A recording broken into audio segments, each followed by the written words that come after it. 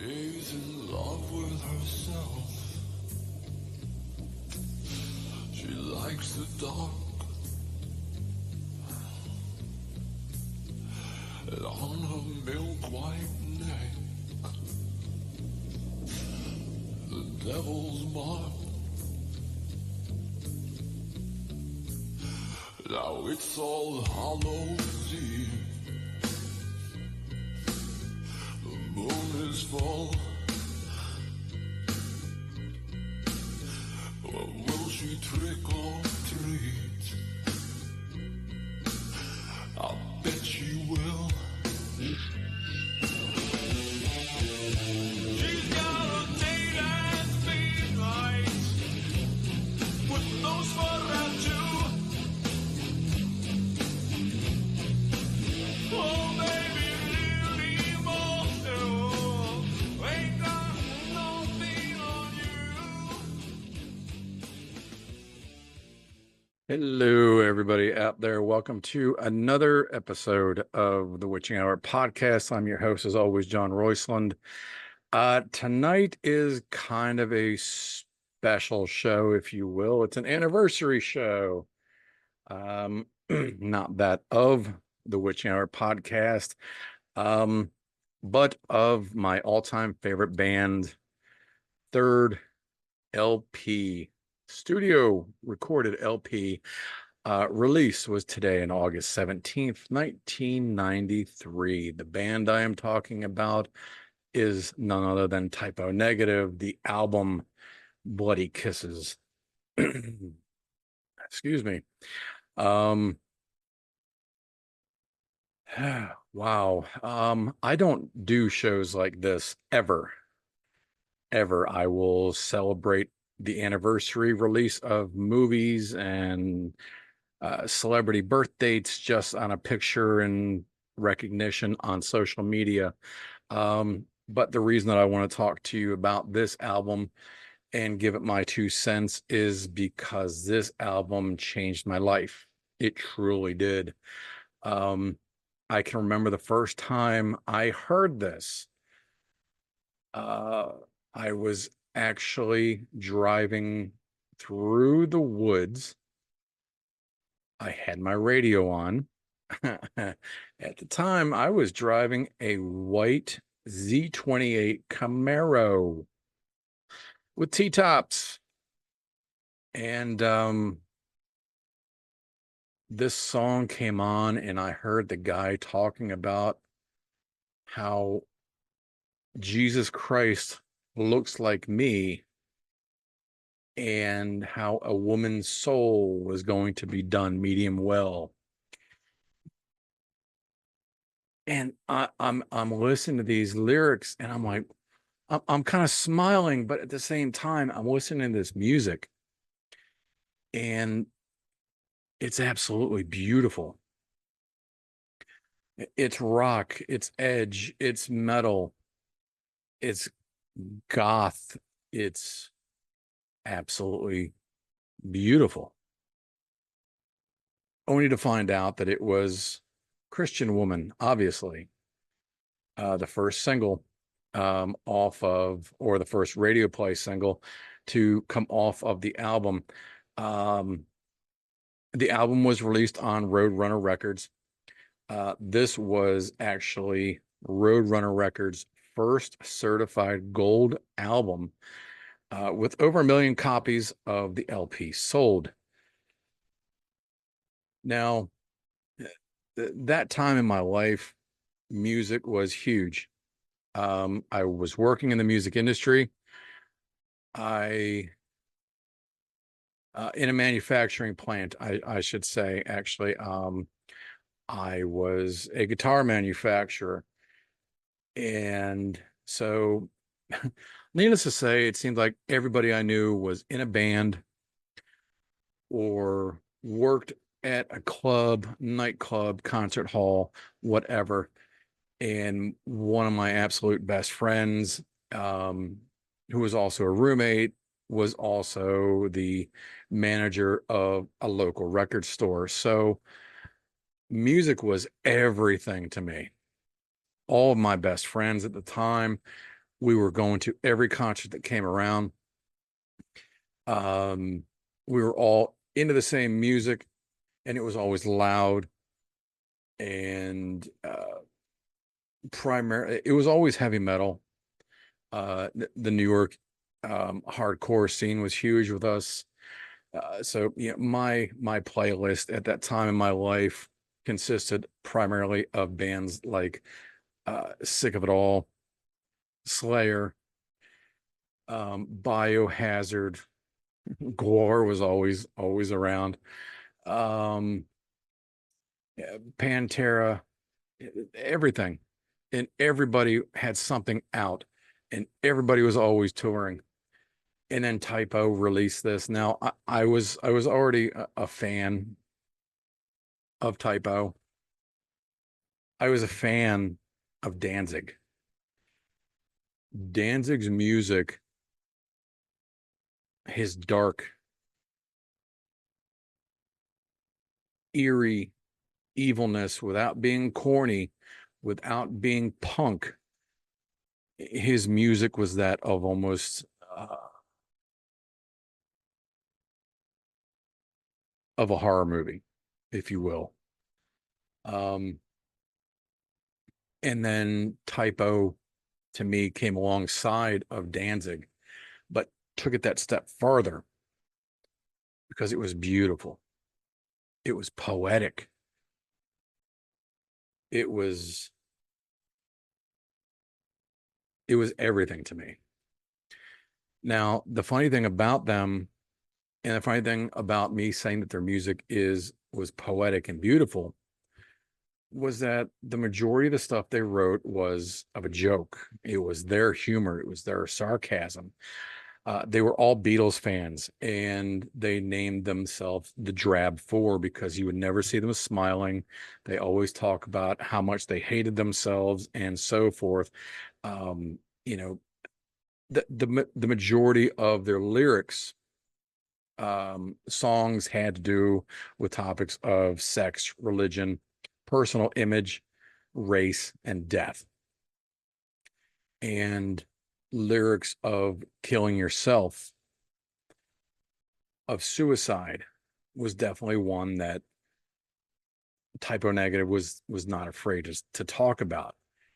But they did it in such a way that it wasn't encouraging to do it. It wasn't telling their listeners to kill themselves, but it was in a sense that people could relate to a lot of their lyrics of being so pissed off about something that happened in their life that they could relate. And the imagery of their music would actually paint a picture. And it was so funny that seeing them live, you would never think, you would hear their music and you would not think that that would be a band that you could get a pit to. Well, you can get a damn pit listening to anybody. I don't care. You get the right people together. You can get a pit going in an elevator listening to the music on the way up to the top floor. But this was also the third album, as I mentioned, 73 minutes, 28 seconds long. The band, this was the last time that the original lineup was together, consisting of, as everybody knows, obviously Pete Steele on bass and vocals, Kenny Hickney on guitar, Josh Silver on keyboards, and at that time still had Sel. I get tongue tied saying his name, and I apologize if by any chance he were to ever actually hear this. Abruscato on drums, who left in '93 to join Life of Agony at that time. Johnny Kelly stepped in and has never left, and has always been a good thing, in my opinion.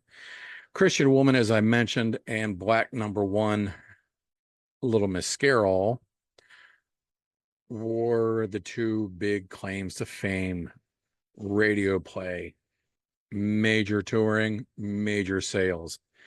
And even at that, as mentioning with the humor, Okay, so Black Number One was actually a very sarcastic song that was written not only about the groupies, all the girls that would show up to the shows, always dressed as vampires in their best goth attire, but it was actually about um, Peter's narcissistic girlfriend at that time. Um, so as I mentioned, the list of topics that are played on that LP, as well as a Seals and Croft cover of Summer Breeze, which Peter had actually rewritten some of the lyrics as he does in many of his songs, makes it a parody, and he had actually entitled it Summer Girl, which Seals and Croft themselves actually are like, no, not going to happen, not with our song. So they did their rendition of it, and I thought it was a great version. A lot of bands do covers. And speaking of which, this leads me into my next topic. So, as I mentioned, growing up, in my stomping years, if you will, um, majority of my friends bands, so we were always out, whether it be at a nightclub or even just at a small bar where maybe some friends were playing. We were there to support them. Almost every local band does a cover song or two, because you do that to get the audience participation, get them into it. Hey, I know that song, da da da da da, whatever. Okay, well, people would never do Typo ever, because they just could not compare. These could be a group of very talented individuals. It just would never reach what Typo presented. Now, I'm not saying they were the greatest musicians in the world, but what they brought you was theirs and theirs only. Now, since then, there have been numerous Typo cover bands, if you will, um, tribute bands. There have even been bands that have been brought to my attention, and people have been, dude, we know you were a Typo fan. You really need to check these bands out. And they're great, but I cannot listen to them. I really can't. I can't, I cannot set aside my personal love for Typo to even listen to something remotely the same, because in my mind, they're trying to be Typo, and I don't want to criticize them for making their own music, but sounding too much like what I loved. So I just thought it was always odd and kind of funny that, even as popular as Black Number One became, not once did I ever, ever in all my years and all my travels ever hear anybody ever try to redo that in a club, in a bar, nothing. And to the best of my knowledge, uh, no other band has ever covered any of their music. Again, they have done covers. They Beatles, as a matter of fact, and of course, Black Sabbath and so forth. But as far as I honestly know, no one's ever touched them. Are they the best band in the world? No. Again, many of my friends, they didn't understand, and they never understood why I was so passionate about them. I couldn't explain it to them. Of course, this was back in the day when I had my long, pointy, jet black goatee, my eyebrow rings, my jet black, long shaved mohawk, and wore nothing but black myself. And they would, a couple friends of mine periodically, just jokingly, would, Johnny Vampire. Okay, well, it was what it was, and it got me through. Um, the album was a huge breakthrough for them, not only obviously because of popularity and record sales, but the production itself. The album was produced by Pete Steele and Josh Silver, but they had I mean, some of the additional names that they brought into the album itself just to get that sound. They had the Brooklyn Philharmonic Orchestra, for crying out loud. And I'm sure that all of you have heard uh, the Benson Hoist Lesbian Choir, members of Life of Agony, Alan Robert, Joey Z, Mina Caputo, all for backup vocals. Is it their best album? I don't know. It's not my favorite by the band. Um, of course, October Rust was wow. Um, but I think World Bringing Me Down is possibly my favorite. Even since the passing of Peter Steele, the band is my all-time favorite. That I don't know, even in my I'm now 52 years old and I still listen to them almost on a daily. I don't know if that'll ever change. I really don't. I've never been one to get a tattoo of a band. You know, I've seen people that get Metallica or AC/DC, and I'm just like, I am not that redneck. But their typo symbol, I have highly considered something along those lines, but I haven't yet. I don't know if I'm gonna cross that bridge ever or not. But anyhow, um, yeah, typo negative, 31, 31 goddamn years. Jesus Christ, that is really hard for me to say. It really puts things into perspective for me too. But with that being said, I do want to thank the band for having given me so much. I've got so many great memories with them, meeting them personally, seeing them live, just events in my life that I can remember their music being played at. So with that being said, this is John with the Witching Hour podcast. Please hit the subscribe button down below and dust off some of those old cassettes and vinyl. It's definitely still worth a watch. Or a listen, I should say. Sorry. Anyhow, John with the Witching Hour podcast. Thanks for your support. As always, I will see you guys soon. And until I do, remember to always try to keep it evil.